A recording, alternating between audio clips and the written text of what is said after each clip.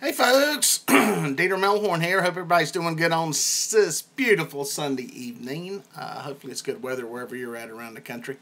Coming to you from the house tonight. I'm not out fishing. I just got back from a few days working up in beautiful Watkins Glen, New York at the NASCAR race up there. And I gotta say, it's the first time I've been to a lot of NASCAR tracks over 20 years of doing this. And that's the best looking NASCAR track I've ever been to. The place is awesome. It's a beautiful location. Yeah, and a great turnout. All the people in New York, pretty cool. That's pretty cool. Y'all came out and support the sport, and that's awesome. It's a good turnout up there. So, anyway, good little turnout. I got a topic today I'm going to go into. I'm going to talk about something as controversial as religion and abortion, and that's Paylakes when it comes to catfish. I've been stewing on it while I was up there working. I see what happens is I get on the internet, on Facebook, and once a week there'll be a post somewhere about a Paylake. There'll be a picture. It usually starts out with a picture of a whole bunch of catfish, you know, and they're getting dumped into a Paylake, and then it's a screenshot of, you know, whatever the Paylake is, because they all have, Facebook pages and stuff promoting the lakes. And anyway, it's always a big controversy started. There's people that are for them, against them, and then inside each of those groups they kind of split, and then there's people on different sides in there. So it's a whole lot of nastiness is what usually happens. So anyway, for those of you that don't know what Paylakes are, I'll go ahead and go over that because there's a lot of people that don't have a clue as to what we're talking about. Paylake is a privately owned lake. Usually it's nothing more than a pond, a large pond, something like you would see on a farm maybe. Some of them are pretty big. Most of them are relatively small. I mean, it's a lot of them you can cast from one side to the other. Some of them are longer. They vary size. The bottom line is they're privately owned lakes, and typically they are attached to a business. The business will have a little store set up that sells food, tackle, beer, whatever. And so they got a little store. So there's an enterprise there set up that's based around it. And then what they do is you pay to fish there. So you don't have a boat, you don't have access to water where you're at. You can pay money to go fish there. Prices vary. I mean, I've heard anywhere from 10 to 20 bucks, and you can fish. Now, some of them you can keep fish and take them home with you. Some of them, it's catch and release. Pretty much all of them, the way they make their money is they have, I guess you would call them tournaments, nightly tournaments, to where you buy in to fish for biggest fish of the hour, biggest fish of the night, biggest fish for midnight. They got all kinds of different stuff. So it's not just catfish. There's a lot of carp lakes. In the area that I'm in the Carolinas, there are tons of carp lakes. That's what I grew up knowing them for, the Paylakes that were around. There's one that's not 3 miles from where I live. And there's many of them in the area. I remember some friends, dads, who would fish them, and that was the thing every Friday and Saturday night. You go to the carp lake, and they would fish, and we would go hang out with them and get yelled at and stuff thrown at us for being too loud and running around and running into fishing lines and all that kind of stuff you do when you're a kid. But that was probably my first exposure to them. Around the time I got a driver's license, there was another one near Charlotte that I actually went to and fished. And what they would do is they would stock it with from a fish farm. You'd have little fish in there. Looking back on it, they were probably bullheads or very small channel catfish. And you could pay and you could fish there. So that's the way that one worked. And that was kind of a catch and keep kind of deal. So there's two kinds. That you can catch fish and keep them. You have to release them. It just depends on the lake. Like I said, there's a big demand. Around here, there's a lot of carp lakes. There's a lot of the carp fishing, a lot of the carp tournaments Friday, Saturday night, and during the week. It's a big deal in the summertime. So, and there's a whole world and industry as probably bigger than catfishing that surrounds it. A lot of it comes from over in Europe and England and over that way. And actually, I think that's where a lot of the Abu Garcia reels kind of stem their design and everything from. So that's kind of the background on it. What happens in these lakes, they can buy these fish, for you people that don't know, and I forgive me everybody who knows anything about all this stuff, because I'm going over a bunch of stuff that you already know, and I'm probably getting half of it wrong, so I apologize for that too. But basically, these lakes get their fish two ways. They buy them from a farm, a place that grows catfish or grows carp. And this is a farm that they hatch them. The fish grow. Typically, they're grown to sell to market for food. That's one way they get them. The other way is they pay anglers to catch them, or they catch them themselves. And what I mean by that is they go out and fish for them, whether that be commercially or with rod and reel. I've been offered by several of them money for the fish that I catch. Usually it's about $2 to $3 a pound. Sometimes it'll go a little bit higher if you've got a big fish. Some of them I've heard say if you get one over 50 pounds, they'll pay $4 a pound or $3 a pound, just because they want to be able to say, we've got a 50-pounder that we released, or 60-pounder, 90-pounder, whatever that they put into the lake. So those are the two ways they get them. And that's where the controversy begins. The lakes in a lot of places rely on commercial fishing, guys who fish baskets, trot lines, that kind of stuff to supply the fish. And it's pretty good money for the commercial fishermen, from what I've been told, compared to the rates that they get to catch fish for market to be sold for to fish houses and that type thing. So that's where the controversy kind of comes in and begins. Is it right? Is it wrong for them to be able to catch fish from a public lake, public waters, and sell them to a private lake? Now, in most places, legally, technically, yes, it's legal. But is it the best use of our resources? Right now, there are not many states that regulate it. Pretty much in the Carolinas, the commercial fishermen fall under the same regulations for harvest that the recreational anglers fall under. So when we have the 32-inch, one fish over 32 inches per person, they face the same thing. So that comes into play. I'm not sure on other states. So hello, Oklahoma. Some people chiming in from around. So I see a lot of this stuff coming out of Ohio, Kentucky, around that area. It seems like there is a big demand for these fish from the commercial fishermen out there, or from the Paylakes. And it happens around here too. Santee Cooper has been fished very hard for many years, and those fish go into lakes in the Carolinas. I think all lakes feel the pressure of it. The question is, and the reason I wanted to do this whole thread, I know it's controversial. I'm up in the air on it. I'm curious to get information on it. On the surface, initially I go, that doesn't sound right. It sounds to me like you're going into a national forest to cut firewood to go sell it. It just sounds like you're taking a public resource and commercializing it. But from what I've seen by the law, it's perfectly legal right now. Of course, a lot of things have been legal that later were changed. So I'm curious on you guys' opinion on some of this stuff. And I'm going to look here. Probably some people have been asking some questions and I haven't been paying too close attention to it. So I'll go into one. I'll get into some in a minute. Hello from Nebraska. We'll get, hey, Nebraska. Who was that from Nebraska? All right, we get some people from all over the country. Very cool.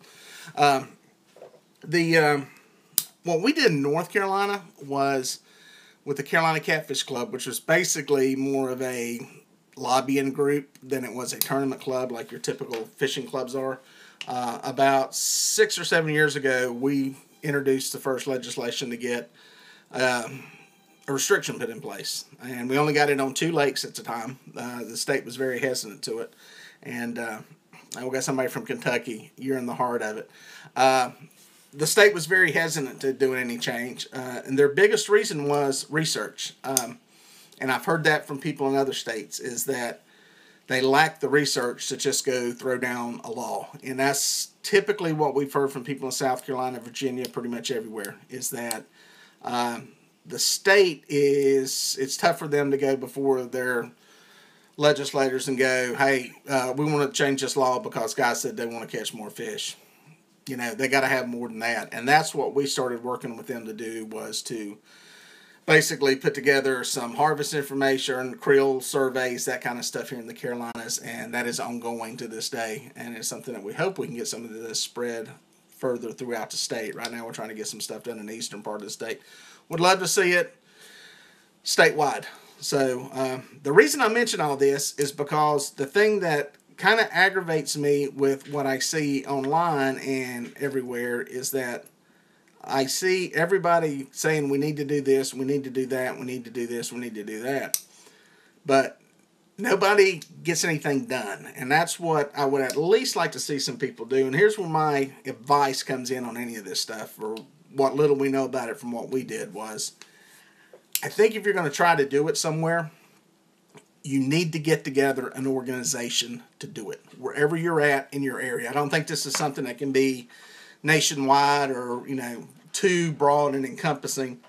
I think if it's an issue in Kentucky, if it's an issue in Ohio, if it's on the Ohio River, it's on the Missouri River, wherever it's at, it needs to be something local to that area. Some type of organization that can be the liaison with the wildlife people. Somebody they can talk to instead of having hundreds and thousands of anglers to deal with. I think you're better off having an organization. And in that organization, you need some kind of a mouthpiece. You need somebody to do the talking that can keep a level head with them and speak to them in the way they want to talk, if you will. There's certain things that we've learned they want to hear and they want to see, and you kind of have to learn how to play their game. And that's my advice to the people that are thinking about doing this and are wanting to get some changes, is start with that organization, some type of group pulling it together, and then get a mouthpiece for your group to do the talking. The petitions are great. It shows interest, but the problem with the petitions is there's nobody to go back to. They get something from a mass amount of people that's got some signatures on it, and then when it comes to talking about it and negotiating with somebody and getting ideas, there's nobody there because it's just a petition from, a whole lot of people. So that's my takeaway from any of this is get the organization together if you can, wherever you're at. And like I said, keep it small. Keep it small for the areas you're trying to work on. And I think that will help you. And then, like I said, get your mouthpiece. I'm going to look at some questions now because I'm sure some people threw in some good stuff here. I'm going to try to scroll through here. I'm going to we're all over there. Unfortunately, there are very poorly been a few, and it's horrible. So many, unfortunately, if the laws were passed out of enforcement, they would be worthless. Well, here's the thing I'll say about laws and enforcement. It's just like speeding. Laws will keep honest people honest. You're always going to have crooks. You're always going to have criminals. You're always going to have poachers. And the fact that the laws may or may not get enforced as much as you want them enforced is no reason not to have them and get them in place. Because then you've at least got something that law enforcement has a bite on when you go to complain and go to tell them what's going on and show them proof that illegal stuff is going on. So, sure, there's plenty of stuff that goes on, and it really, honestly, the biologists factor that in to the whole equation. It's the illegal harvest. It's the same way with deer hunting. Deer biologists will tell you that poaching is factored into the harvest. They know it's going to happen. You can't stop it. You just have to have the enforcement tools in place so that when you can pursue it and do catch the people, you can do something about it. That's the single biggest thing. Honest people are going to obey the law as much as they can. They're going to do what's right, and I think most people are that way. The laws are there for the people who are just criminals, poachers, and they're going to try to skirt. You're always going to have them. We're never going to do away with it. I see it all over the country. I see it in Canada when I go there and deer hunt. There's poaching that goes on there. There's no way around that. But the biggest thing is if you think these rivers are being over-harvested, and that's my question is, are they being over-harvested? I don't know. I hear this about the Ohio River. I know when I was out there at the Kentucky race couple of weeks ago out there working, I said something about, I love the river, man, it's a beautiful river, and they said, I don't even bother fishing, it's been raped of all the fish. So, that's where the data coming in will really help, I think, with, establishing some type of benchmark for where things are and where they stand and if it's getting better or getting worse. Because I read a few things online, and that's what you're going to hear from the Paylakers, the people and the commercial fishermen is. And I will say this, if you're going to try to debate these guys, you best know what their arguments are in advance. That's the thing they're going to say, is that the fishing's as good as ever. Whether that's true or not, I don't know. It's kind of like, and that's the way the biologists look at it. The same way they look at a guy that comes in with, oh, we ain't catching them like we used to. Then you got a Paylake commercial guy that's going, oh, we got more fish now than we've ever had. Who do you believe? So that's where the data comes in, and that's where getting that baseline in place, if you can get these guys to do it or get it and use it in your favor, really comes in handy. I'm going to look at some more questions here. This is cool. Hopefully there's some takeaway here, and hopefully some people that don't know anything about this. There's a lot of guys chiming in here that know way more than I do about it, so read their comments. Definitely read their comments because they've got a lot more knowledge than I do. I'm just trying to bring this knowledge out to some people out there new to fishing that don't know why. I've had a couple of people ask me, what exactly is a Paylake? I want to go fishing there and, how it all works. I assume a Paylake where an owner stocked the fish would be okay is to removing fish from public waters and stuff. Small block. That's a very good point there, small block. I have no problem with Paylakes. I actually think they're great. I was actually interviewed in an article a month or so ago, and I said I have nothing wrong with it. I think they're actually great. I think they they provide an opportunity for people that don't have access to lakes to fish, people who may be handicapped or can't get down a riverbank or something. A lot of these places are a lot more accessible to those people. People don't have lakes and rivers around them. Elderly people who can't get around like they used to. I think the lakes serve a good purpose. There's nothing wrong with them. Don't want to shut Paylakes down. Don't get me wrong on that. It's just the fact of whether or not are they hurting the natural resource by the pressure that's being put on the fish to be caught from those lakes and be sold. Listen, this is free market economy at its best right here. This is capitalism at its best. Typically these are blue collar, hardworking people that run these lakes, and they have figured out a way to make some money and capitalize on something that's legal. And the sad part in all that is that sometimes through history we've learned we don't know when to stop with that. Deer were eradicated in South Carolina and the Carolinas back in the early 1900s because they were hunted and hunted and hunted to extinction because it was perfectly legal to do it. Perfectly legal to kill those deer. Nobody broke the law in killing all those deer back in the early 1900s. But there were no laws in place to stop it. So that led to the eradication, and we basically had to rebuild, that deer herd. So it could be the same thing with catfish. I don't know. I don't know where the truth lies and where the answer is and all that. I just know I've heard from a lot of fishermen that there's been a decline. And, granted, I don't believe every piece of dock talk that comes around, but if there's enough smoke, something's burning or getting ready to start blazing. So I think something's going on in some of these lakes, and it should be of concern. Like I said, at least to get the research in place to find out what's going on. So, see what other questions we've got. Good stuff, guys. Good stuff. Fishing Paylakes is like kissing your sister. I've also heard that it's like going to a house of ill repute. There's a lot of good ones there I'll save because this is a family show and kids are watching. Interchange County, I've never seen a trophy Paylake in Illinois. Huge difference. I do not support trophy Paylakes. And that's a good one, Danny. I mean, there are some that I would assume, I look at the numbers, and not all of them are going to be able to afford fish. I hear about these, we're bringing in 4,000 pounds of fish. Well, at the numbers that I've been quoted for the fish that they want to buy from me, that's $8,000. That's a lot of money. Now, granted, if you got that kind of money and you're doing enough of the tournaments and all that stuff going on, they've got the money to do it. But I'm sure there are small ones too. And like I said, the one I went to fish when I was a kid was a small one. It was nothing but they had small fish in there, and there was none of the big trophy fish. I think what's happened is, we can thank Facebook, we can thank YouTube here that I'm talking on now, is that people go down here showing off, big fish, catching big fish. Like myself, I'm guilty. I showed the fish off. And people go, I want to catch fish like that. What do I got to do to catch? I want to catch fish like that. So, but I ain't got no boat. I ain't got really no time. I got Friday and Saturday night after work.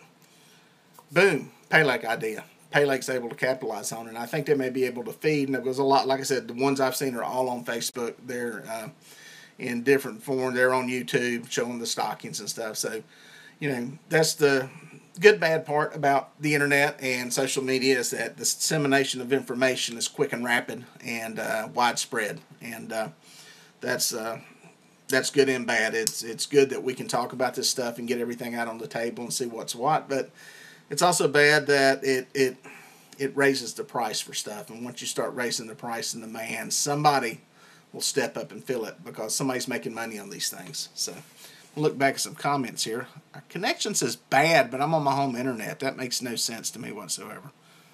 I pay $6 a month for fast internet. Just kidding. I meant live here on the channel. I started Catfishing in Paylake here in Illinois. Unfortunately, if the laws are passed or forced tonight, yet thinking about all of them are forced to their Paylake. Really 9 cents for overkill and need. Yep, Mike's got a good point. But yeah, it's a tough deal. I think we don't have them in Kansas, and that's a concrete, man. I'm curious. There, are they illegal in Kansas? Is that why you don't have them? Is it illegal to? Somebody said there are some states where it's illegal to sell fish. Our hope here in the Carolinas is we've tried a couple of different things to ratchet our stuff up. We actually got our 32-inch that's behind the video. It's funny to hear sound while your lips aren't moving. Yeah, I think that's because of the bad connection that I'm hearing or that I'm getting on here. There's something dragging, so I apologize for that. Anyway, where was I? Squirrel. I'm distracted. Where am I? Where am I talking about? Good evening, y'all. Hello, Country Girl Catfish. We're talking about Paylakes. You're late to the show. I think a place stocked with farm-raised channel catfish, take kids scuba, but trophy fish, no. Yeah, and I'm hearing that from a lot of people. I think that's the general consensus. But, again, people are going to want to catch those big fish like they see on the internet. That's really what's happening. And that's just it's a free market economy. It's just the way things work. There's supply and demand. People want them. Somebody's going to figure out a way to make money and capitalize on it. I am curious what states is illegal. Like I said, we've tried a couple of things here in the Carolinas. What we've all we've been able to do is get the 32-inch rule expanded to more lakes and rivers. Our next goal, our next target is game fish.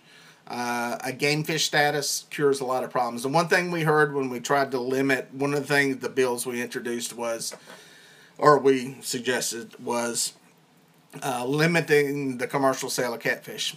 And that didn't go over. What was explained to us by the attorneys with the state and with the biologists and everybody we're dealing with is that when you start stopping something like that money-wise, that stops an enterprise, is that it opens up a whole list of studies they have to do, these economic impact studies on what impact it's going to have, and they start looking at how much money you're taking away there versus, so what we've been basically told is game fish status is pretty much a cure-all and encompasses all that. So that may be the next thing. We're going to get past none of this stuff moves quickly. None of it happens fast, I can tell you that. Right now, we're trying to massage some things through for some stuff for the rest of the state that we've gotten in the western part of the state. And we're hoping once that happens, maybe let things settle for a couple years and then look at maybe going with a game fish status and just see what it takes to get there. So that's what we're trying here in the Carolinas. So we'll see what happens with that. See who has some questions. Folks want to make blue and flat space here in Virginia. Well, Mike, the sad part is I don't know if the invasive sounds really good. They're non-indigenous species, and that's the thing that we hear a lot here in the Carolinas is that people want to make the flathead catfish protected, and I've told them, guys, we'll never get the flathead protected. They do not want that fish here. It was an accident. Well, they brought it here on purpose and released it on purpose, and the fact that it's still here, they don't want it here. So I don't know how that is in other states, but they're not indigenous to the Carolinas. We'll never get protection for them. Luckily, they're hard to there's not really a big demand for them as much as there is the blue catfish. But yeah, Virginia is looking at some stuff. I know they've got a guy up there permitted to shock the blues in the James now, and he can shock all he wants to and harvest them, and they're trying to stop them. I don't know if they'll be able to or not. I don't know how well entrenched those fish are up there. But, yeah, that's the other thing you get up against in some places. Like I said, here in the Carolinas, flatheads are not native to this area. And I don't know how that is in Georgia and other places. But, yeah, let's see what here. Wish Kentucky would add private waters to their non-transport of live fish. That would wipe out Paylakes there. And that's interesting. I've got some contacts out with the DNR in Kentucky, and I'm going to talk to them, and I'm going to find out kind of what, try to educate myself a little bit more on this stuff just to see where all it stands. And that way, hopefully, if something happens, be able to support it. And honestly, I always say somebody from out of state isn't that much support except for vocal and emails and that kind of stuff. But yeah, it's good to always just like to be educated on these kind of topics and stuff, and be able to at least speak somewhat intelligently about them. All catfish species in the North are considered game fish, thank goodness. And that's very awesome. We won't see that here. I think our best bet, we could probably get channel catfish, which is not a big deal, but I say a big deal because they're pretty much widespread and not really pursued all that much. But maybe blue catfish, we'll never see flatheads here. We have slot limits on some lakes here for blue cats, and number limits on channel cats, but not on rivers. I always thought that was strange. Yeah, and it's kind of odd the way everything works in different places. And most of these biologists have told us is that it's hard to manage anything statewide. And a good example they gave us was there's a stretch of river. We wanted this entire river covered. And there was a stretch of river that had this, the robust red horse in it. So I think it's a sucker, small sucker of some kind. It's almost extinct. They can about tell you how many's in there. They can about count them. And they said there's no way we'll put anything that protects a blue catfish or a flathead or anything in there because we know they're eating them. So, you're going to have situations like that. That's why most of them have said they prefer to do it by river system, lake, that type thing. They can control it and micromanage it a lot better that way. So, how that works on a place like the Ohio River, I don't know. Like I said, I'm totally ignorant of that place. I hear them talking about different pools, that kind of stuff, and I don't know if there's dams, locks, that kind of stuff in place that kind of break that place up. But yeah, that's just, again, that's where I think it's important for you guys that are looking to do something to get the ball rolling, is to try to partner up with your officials. Hey there, Catfish Clothing. How you guys doing? Welcome to the hood. But yeah, try to partner up with your biologists. I know you want to beat them in the head sometimes and get frustrated with them because but they're looking at it from a scientific standpoint, and they have to have facts and information. I'll show you what I do for them. Something I keep right here. You'll see me out on fishing sometimes. I'll have writing on the back of my hand, or I'm weighing every little 2-pound catfish. And you're wondering, what the heck are you doing, stupid? It's a channel catfish. I do one of these for the biologist. It's an angler participation diary. I've been keeping them for several years now. This is what kind of got our relationship started with them. And I track all the fish in it and that I catch on this particular reservoir that they are studying. You go, well, they can catch fish themselves, blah, blah, blah. No, it's not as easy as you think. They actually have a harder time catching fish than you think they do, especially getting the numbers and the selection. We started this program, I think they had, and any of you North Carolina guys that were part of the Carolina Catfish Club can back me up here. I want to say they had sampled maybe 120 catfish in 2 years of doing their set lines. And I think the first book I gave them, I did it for 6 months. I think I had 600 fish in it in the first 6 months. So obviously now I'm turning in probably, anyway, because I don't fish the lake as heavily now, anywhere from 600 to 800 a year. Yep, that is the program on Lake Wiley. Catching 600 to 800 catfish a year on that lake. So yeah, it's a lot of information for them. It's a lot of data. It's a lot of stuff. Hey, Muddy River Catfishing, Mr. Chris Flores. How you doing, pal? We're talking about something I don't even know if you have in New Mexico, Paylakes. But yeah, it's information that helps them know what's going on, and they can see trends. They can see if everything's staying the same, getting worse. The one thing we found on this lake was also put together tournament data and tracked it for another reservoir that has had blue catfish longer than this one, Lake Wateree, and for Lake Wiley, and went back about 10 years and tracked all this tournament data. And we saw that Wateree went up, up, up, and it kind of came down and plateaued. Wiley's been kind of on a climb. It's not there yet. So this kind of stuff kind of gives you some information on what exactly is going on with some of these bigger fish. So again, if you guys can partner, again, the first thing I say is get some type of group together. Get some type of organization in your area, your state, your region, whatever, and then get you a mouthpiece. There's a lot of people out there that will jack their jaws, and not unlike myself. And find one smarter than me and that knows bigger words than I do, okay? That will help you, okay? All I do is just bumble along. But yeah, somebody to interact with these guys. That's your liaison. That's the one they're going to call. That's the one that the media people are going to call. And that's what they want. That's all part of this. It's a big PR effort as much as it is anything. And everybody just wants to throw the laws down and all that kind of stuff. But this is a big PR move. And if you can err on the side of conservation, everybody loves the word conservation. And if you can throw green into it somehow, people love green. But no, seriously, the conservation side of it is what will bend ears in your direction. And really, as most of the anglers who are probably tuning into this feed at some point, they are conservation minded. And I think the guys that follow what I do and stuff are conservation minded. So while we fish and we harvest fish to eat, most everybody that's going to listen to anything I got to say is they're going to be about releasing trophy fish and, protecting the resource. So anyway, that's kind of my rant and ramble on all this stuff. Hopefully it gives you some ideas. That was the main reason for doing this. This was on my mind. I was out of town, like I said, and I looked at one of these threads before I left. I started to do a feed from the hotel room one night, and I said, no, I'll just wait. But I was hoping I could give some people some ideas. How do I get where I can record data for Lee? Just get up with me. I've got several of the books. So I'm going to tell you right now, I'm going to warn you about doing the books. Everybody wanted to do them when we started. Okay? They brought us a case of these books. Okay? I'm the only one still doing it. It's a pain in the butt. I'll tell you right up front.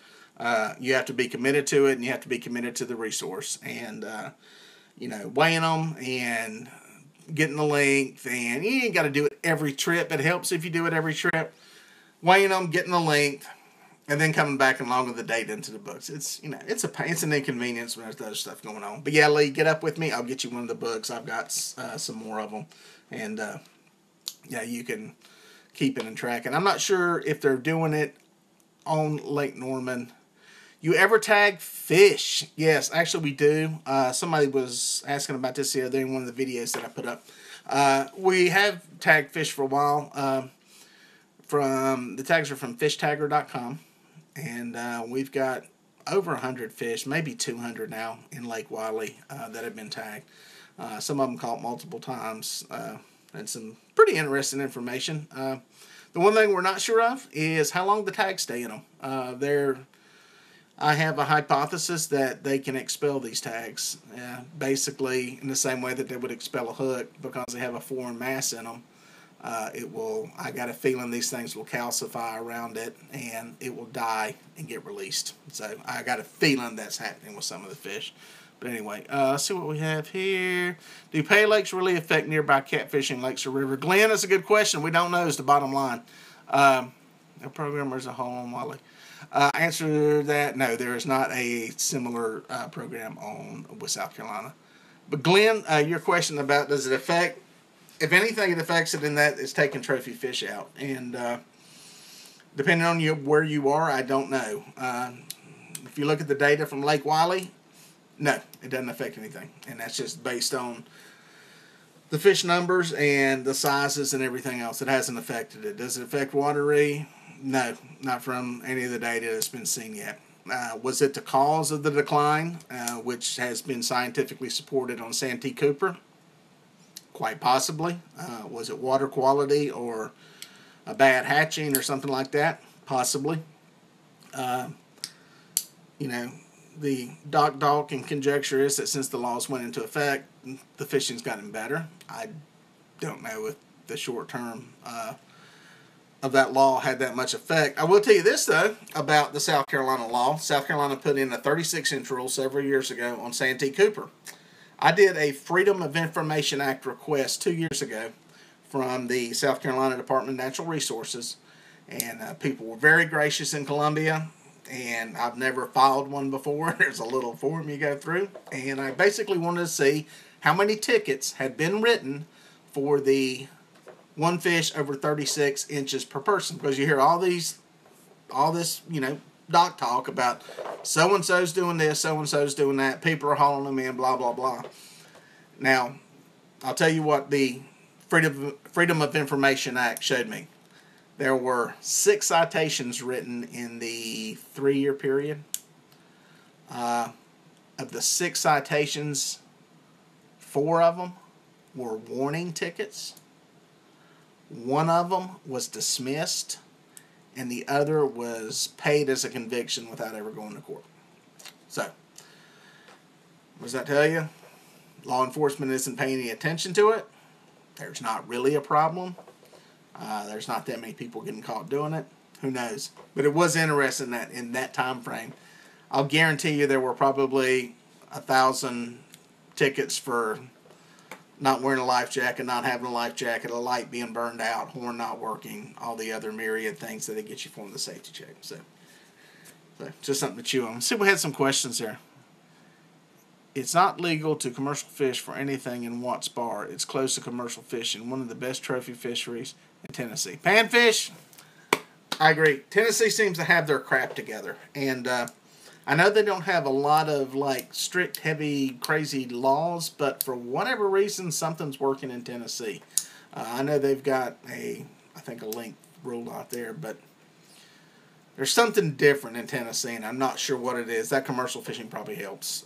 There's a lot of fish in Watts Bar. I mean, that is a lake. You can go out there and you can catch fish, I think, just about anytime you want to. Whether they're big or whether you're on big fish or not, it's a different story. But I think you can catch fish out there probably as good as any place I've ever been in my entire life. But Tennessee's doing something right. Tennessee's got something right going on.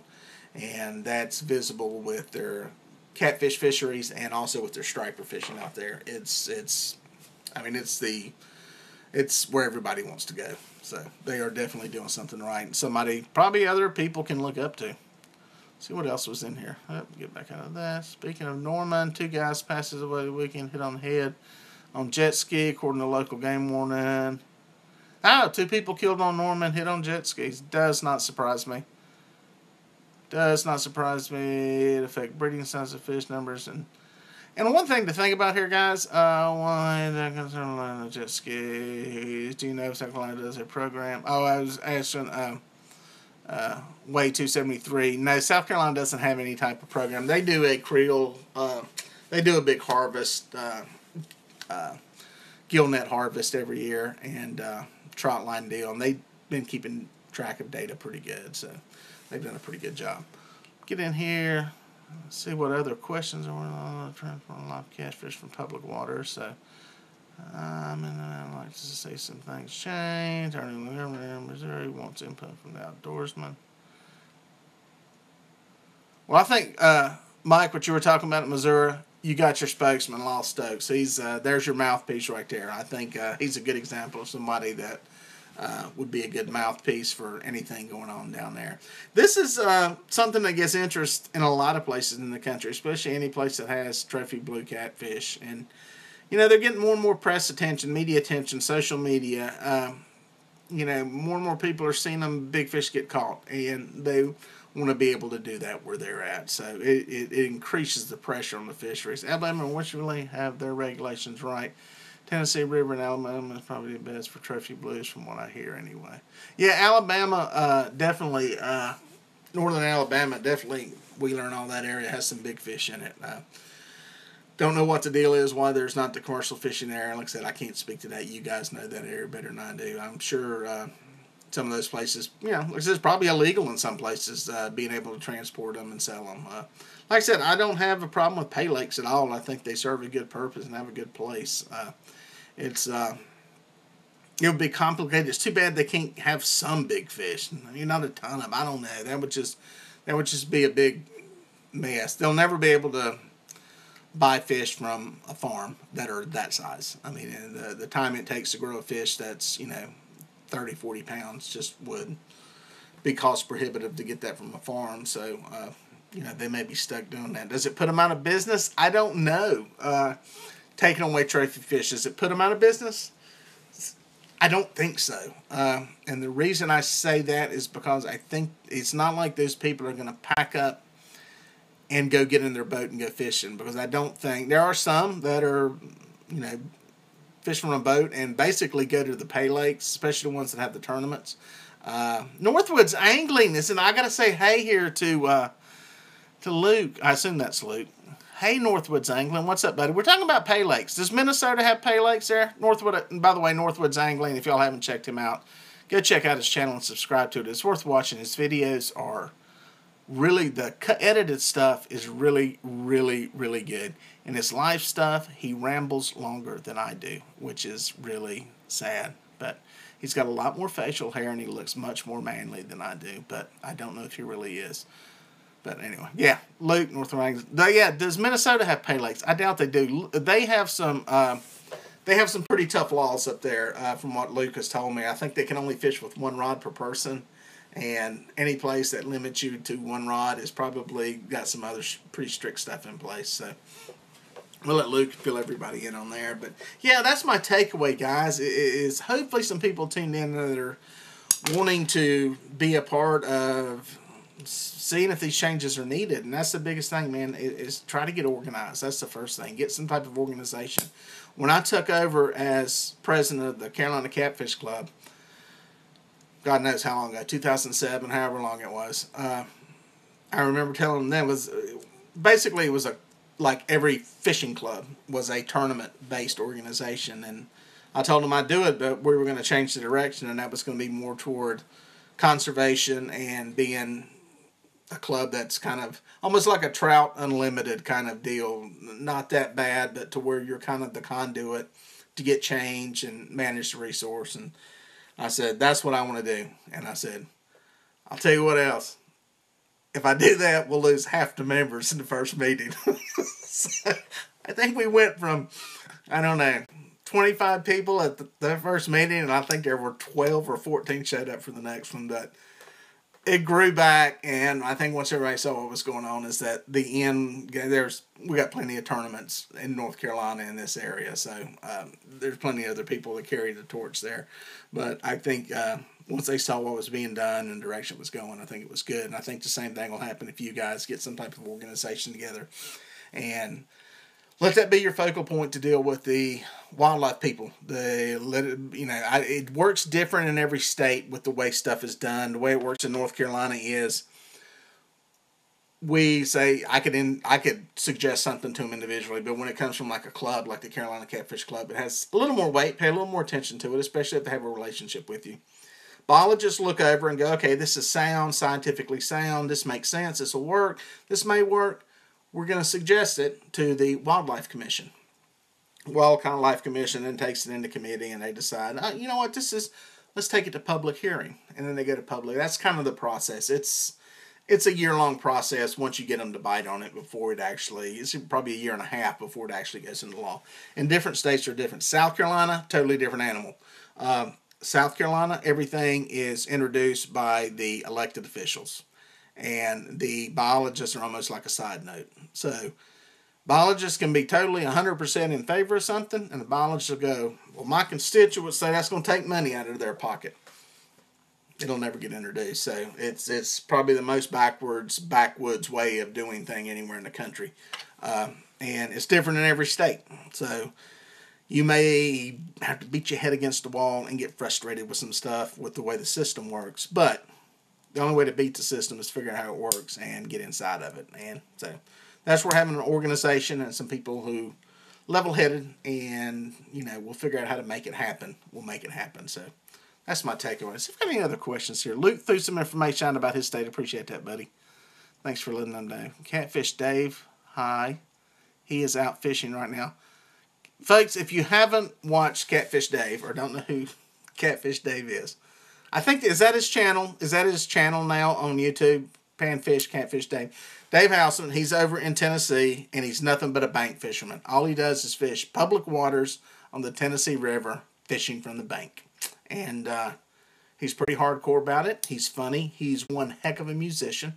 I'm telling you, if he would combine his musical talent with his fishing stuff on YouTube, you, Northwoods Angling, are in trouble. Chris, you're in trouble. I won't even get another look, and he will take over, because I think if he would play his music thing with his fishing, I think it's phenomenal. I think he's got a niche there that will kick everybody's butt. But no, seriously, there's room for all of us here. We all got different little stuff we do, so it'd be cool. But yeah, check Dave out wherever he's at. You'll hear more. You'll hear more from me about him. Find out what his exact channel name is, but a good guy. But are these Paylakes making big money? They're not making little money. If the stories are to be believed, that they're bringing in 4,000 to 6,000 pounds of fish at $2 a pound, even I can do the math. That's a lot of money to write a check for. To write a check to somebody for fish. Now, let's say those stories are greatly exaggerated and it's half that. That's still a lot of money. So yeah, they're making money. Nobody is buying houses in Tahiti, but they're turning a good profit. I've got a friend actually that I spoke to that his family used to own 2 catfish lakes that they did the tournament thing, and he said they would buy them, and this is 20 years ago, so this is not anything new. They've been buying fish for years and years since this has been going on, but they were not as much interested in catfish as they were carp. They wanted big carp, so that's where carp go to. There are guys on our lake here. Actually, they're great catfishing holes. Was what they will do is they will bait with corn, and they will take soured corn and put it out there. And the guy's got a little rowboat, and he goes out and he scatters this corn out, and he fishes for carp. And he's got a big tank, water pumped into it. He catches these carp. He sells them to carp lakes. It's also a great place for catfish. So he gets kind of mad because I'm in there catching catfish out of there. But anyway, I'd love to chat with you about the species workshops, working with State Department of Natural Resources. We worked with our biologist and fisherman. See, yeah, Northwoods Angling, he's another one that's got a lot of information. That's why I kind of wanted to do this and open up this little can of worms here. It's just because, again, I think it's not to come on here and bash one side or the other, but I think there's a lot of good information here that will it will get information out, because there's a lot of stuff that I see from both sides that is totally not true that gets said and gets repeated. And I think the more this stuff gets talked about, and a lot of people view the biologists as these people that don't like us, and the game wardens don't like us, and it's really not that way. Once you get to know these people and work with them, they really get excited about information and documenting stuff and seeing what's going on. They're really into it. They really like most of them really like their job. Trust me, most of them could be making a lot more money than working for the state as a biologist somewhere. So they really like what they do. And they like tracking the information, the data, and you can get them on your side. I think you can get them on your side a lot quicker than a commercial fisherman is willing to give up the stuff. That's just me. Maybe wrong. If there's commercial fishermen in here, I apologize for saying, but I think the angler, the recreational angler, will be a lot more forthcoming with it. And I'd love to hear from some of the commercial guys too. I'd love to hear what's going on. I know there's probably not that many that frequent my channel or Facebook page or anything, but yeah, I'd love to hear I'd want to hear the other side. I'm going to try digging some out. I'm going to try, me being who I am, I want to know both sides of the story, so I'm going to try ferreting out some of this information just to see where the truth lies and see what's out there. So, by the way, guys, I have a website up now, Dieter Melhorn Fishing. It's up. It's linked to my Facebook, Instagram, and YouTube channels, and eventually I'll have these t-shirts on there for sale. I don't have them up yet, but I'll have that up eventually. Working on that kind of stuff. So yeah, just remember that portal is there and in place. And if you forget the links or anything, go to DieterMelhornFishing.com, and then you can hit links to Instagram and Facebook. I tried the Instagram and Facebook tonight, to let everybody know this was happening. So that's kind of cool. I'm going to try to do that now, half hour, 45 minutes in advance, just to let everybody know kind of what's going on and where stuff's at if I'm getting ready to go live. Let's see what we got here. Yes, I would like to hear Paylake owner to what he has to say. That will be changing. I fish miserable fish. So, see, Luke, that's how good Luke is. Luke's so good, he's got his own people now. This is what happens every time. I get Luke on here, and they unsubscribe from my channel and go to Luke's. You don't have to unsubscribe. You can subscribe to both. You don't have to leave her to go over there. I'm just messing with you, giving you guys a hard time. What was that? Dieter, I used your contact me feature on your site, and you asked for it the internet. Oh, did you not hear back from me? I got your message. Maybe I didn't reply back. I will check and see on that. But yeah, the other night when I asked, I got a couple of them, and I thought I replied back to them. Maybe I didn't. I don't know. But yeah, it worked, so I appreciate you. I appreciate you doing that. So.